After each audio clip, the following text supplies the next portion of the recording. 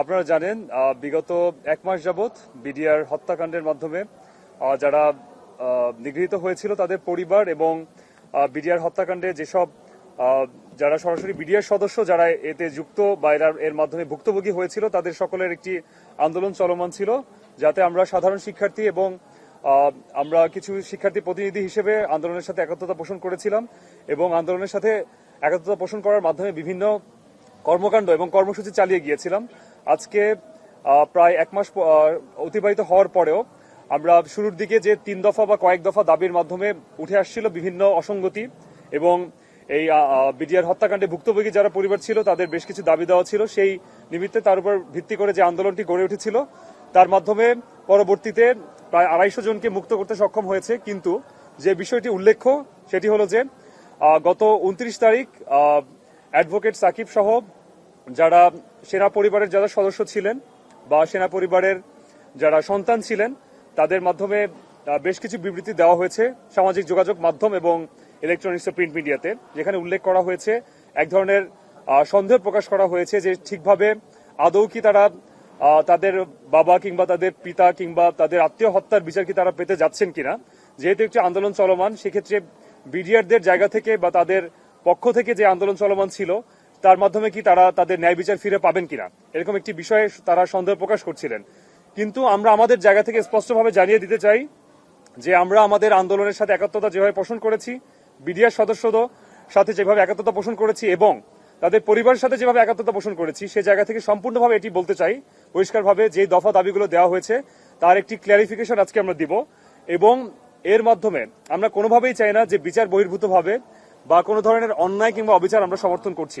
এবং একই সাথে যারা ভুক্তভোগী তাদেরকে অবশ্যই তদন্ত কমিশনের বা স্বাধীন তদন্তের মাধ্যমেই তাদেরকে মুক্তি দেওয়া হবে এবং যারা সত্যিকার অর্থে প্রকৃতভাবে দোষী তাদেরকে আইনের আওতায় আনা হবে, সেই বিষয়টি আমরা সম্পূর্ণভাবে নিশ্চিত করতে চাই এবং আমরা সেই লক্ষ্যে কাজ করছি। আমরা কখনোই চাই না যে কেউ কোনো দোষী যারা আমাদের বাংলাদেশের সার্বভৌমত্ব রক্ষার্থে যে দুটি দল বাংলাদেশ রাইফেলস এবং বাংলাদেশ সেনাবাহিনী যেটি আমাদের গর্ব, সেই তারা কোনোভাবেই অন্যায় কিংবা অবিচারের মাধ্যমে তারা ঝরে পড়ুক বা তাদের শাস্তি থেকে বা তারা ন্যায় বিচার থেকে বঞ্চিত হোক, সেই বিষয়টি আমরা কখনোই চাই না। সেটি ছাত্র সমাজের পক্ষ থেকে আমরা জানিয়ে দিতে যাচ্ছি। আজকে আমাদের এখানে সংবাদ সম্মেলন করার উদ্দেশ্য একটি, যে আমরা যে 6 দফা দাবি প্রণয়ন করেছি সেটি সম্পূর্ণভাবে একটি অরাজনৈতিক এবং বাংলাদেশের যে ফ্যাসিস্ট সরকারের মাধ্যমে খুনি শেখ হাসিনা যেভাবে তার জায়গা থেকে যেভাবে তদন্ত কমিশন বা তার সেই সময় বিডিআর হত্যাকাণ্ড বা বিডিআর বিদ্রোহকে নাম দিয়ে যেভাবে ম্যানিপুলেট করে দুটি দলকে ধ্বংস করার চেষ্টা করেছিল, সেটির সম্পূর্ণ বিরুদ্ধে। এবং একই জায়গা থেকে আমরা এটিও বলতে চাই যে আমরা আমাদের জায়গা থেকে সাধারণ শিক্ষার্থীরা কোনোভাবেই কোনো অপপ্রচার বা কোনো ধরনের কোনো অন্যায় অবিচার আমরা বরদাস্ত করব না এবং আমরা এই লক্ষ্যে কাজ করে যাচ্ছি। আমি মাহিন সরকার, ঢাকা বিশ্ববিদ্যালয়ের শিক্ষার্থী এবং বৈষম্যবিরোধী ছাত্র আন্দোলনের অন্যতম সমন্বয়ক এবং নির্বাহী কমিটির সদস্যকে এই মুহূর্তে দাবি দেওয়াগুলো সম্পূর্ণভাবে নিরীক্ষণ করে উপস্থাপন করার জন্য অনুরোধ করছি। আসসালামু আলাইকুম সবাইকে। আপনারা সবাই অবগত আছেন যে গত 29 জানুয়ারি তারিখে পিলখানা হত্যাকাণ্ডের মধ্যে যারা শহীদ হয়েছেন তাদের পরিবার বর্গের একাংশ কতিপয় সদস্য যাদের প্রিয়জন 2009 সালের পিলখানা হত্যাকাণ্ডে শহীদ হয়েছেন, তাদের পক্ষ থেকে আমাদের যে 6 দফা দাবি দেওয়া হয়েছে, সেই 6 দফা দাবি দেওয়ার মধ্যে কিছু কিছু জায়গায় তারা সন্দেহ পোষণ করেছেন এবং তারা এটি বলেছেন যে এর মাধ্যমে তারা ন্যায় বিচারের পথ থেকে দূরে সরে যাবেন কিনা বা তাদের পরিবারের যেই সদস্য তাদের যে পিতা শহীদ হয়েছেন তার সাথে কোনো প্রকার কোনো ইনজাস্টিস আমরা চাচ্ছি কিনা। আমরা এই বিষয়টি ক্লিয়ার করার জন্য এবং একই সাথে আপনারা জানেন যে 30 জানুয়ারি তারিখ পর্যন্ত আমরা সরকারকে কোনো প্রকার পজিটিভ বার্তা দেওয়ার জন্য মূলত একটা সময়সীমা বেঁধে দিয়েছিলাম। তারই প্রেক্ষিতে সমগ্র ঘটনা প্রবাহ সবকিছু নিয়ে আমাদের আজকে 31 জানুয়ারি তারিখে জাতির উদ্দেশ্যে আমাদের দাবি দাওয়াগুলো আরো একবার পাঠ করা এবং পরবর্তী কর্মসূচি বা কর্মপরিকল্পনা সম্পর্কে ধারণা দেওয়ার জন্য আজকের এই প্রেস ব্রিফিং এর আয়োজন। আমরা চাই যারা নিরপরাধ বিডিআর সদস্য, যারা জেলবন্দী আছেন, বিভিন্নভাবে দণ্ডিত হয়েছেন, বিভিন্নভাবে যারা দণ্ডপ্রাপ্ত হওয়া সত্ত্বেও যারা ইতোমধ্যে তাদের মেয়াদ শেষ হয়েছে এবং যারা খালাস পেয়েছেন, যারা নিরপরাধ প্রকৃতপক্ষে এবং আইনগতভাবে যাদের কোনো বাধা নেই, তাদের অতি দ্রুত সময়ের মধ্যে মুক্তি দেওয়া এবং বিভিন্ন আইনি জটিলতায় যারা এখনো সাজা ভোগ করছেন তাদের মধ্যে নিরপরাধ প্রত্যেকের মুক্তি দাবি। এটি আমাদের অন্যতম প্রধান এজেন্ডা। একই সাথে অন্যান্য দাবি সমূহ আমাদের দাবিগুলোর মধ্যে অন্তর্ভুক্ত আছে। আমি আমার দাবি দাওয়াগুলো যে 6 দফা, এইখানে আমরা ছাত্ররা, ক্ষতিগ্রস্ত বিডিআর সদস্য, তাদের পরিবারের সদস্যবৃন্দ সহ প্রত্যেককে নিয়ে আমরা সাজিয়েছিলাম। গত 29 তারিখে শহীদ পরিবারের একাংশের পক্ষ থেকে যেই প্রেস ব্রিফিং করা হয়েছে, তারা সেখানে আশঙ্কার কথা প্রকাশ করেছেন। আমরা বলতে চাই, আমরা আপনাদের পাশে ছিলাম, আছি এবং থাকব ইনশাআল্লাহ। আমাদের মূল লক্ষ্য হলো ইনসাফ প্রতিষ্ঠা করা, ন্যায় বিচার প্রতিষ্ঠা করা। সেই লক্ষ্যে বাংলাদেশ সরকারের কাছে আমাদের আর্জি পেশ করা, এর বেশি কিছু নয়। আমরা কোনো প্রকার কোনো ন্যায় বিচারকে বাধাগ্রস্ত করতে আসিনি। যেখানে অবিচার হয়েছে আমরা সেখানে প্রশ্ন তুলছি। আপনাদের সাথে যে অন্যায় হয়েছে সেই অন্যায়ের সুবিচার আমরা চাই।